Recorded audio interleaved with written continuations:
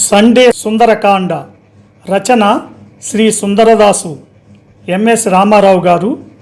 ట్రాక్పై గానం గాన కళారత్న శ్రీ వెంపటి సత్యనారాయణ తెనాలి. వ్యాఖ్యానం విశ్లేషణ సహజ కవి డాక్టర్ అయినాల మల్లేశ్వరరావు తెనాలి.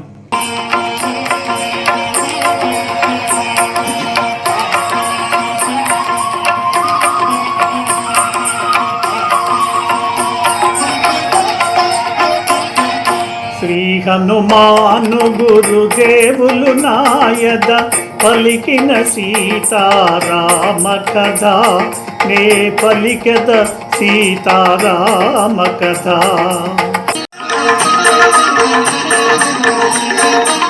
నిరతము నిన్నే తలచుచున్నది, క్షణమొక యుగముగా గడుపుచున్నది. 2 నెలల గడువు తీరకమునుపే వేగమే వచ్చి కాపాడుమన్నది.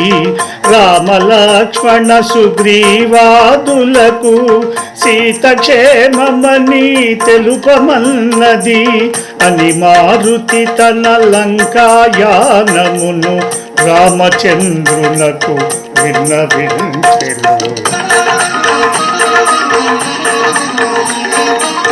రామలక్ష్మణుల భుజముల నిడ్డుకొని వేగమి లంకకు గొనివత్తునని, రామలక్ష్మణుల అగ్నిశరములకు రావణాదులు కూలుట నిజమని ఎన్నో రీతుల సీతామాతకు ధైర్యము గొలిపినే మరలి వచ్చి తిని అనుమారుతి తన లంకాయానమును రామచంద్రునకు విన్నవించెను. శ్రీ హనుమాను గురుదేవులు నాయద పలికిన సీతారామ కథ, నే పలికెద సీతారామ కథ. రామ, రాక్షసులందరినీ మట్టు పెట్టాను, లంకను తగులు పెట్టాను అని రామచంద్రునితో చెప్పాడు మారుతి. ప్రభు, సీతామాత ఎల్లవేళలా నిన్నే తలుచుకుంటుంది, క్షణమొక యుగంగా గడుపుచున్నది. 2 నెలల గడువు తీరకముందే వేగంగా వచ్చి తనను కాపాడమన్నది. రామలక్ష్మణ సుగ్రీవులు మొదలగు వారికి క్షేమం తెలుపమన్నది అని మారుతి లంకాయాన విశేషాలను రామునికి చెప్పాడు.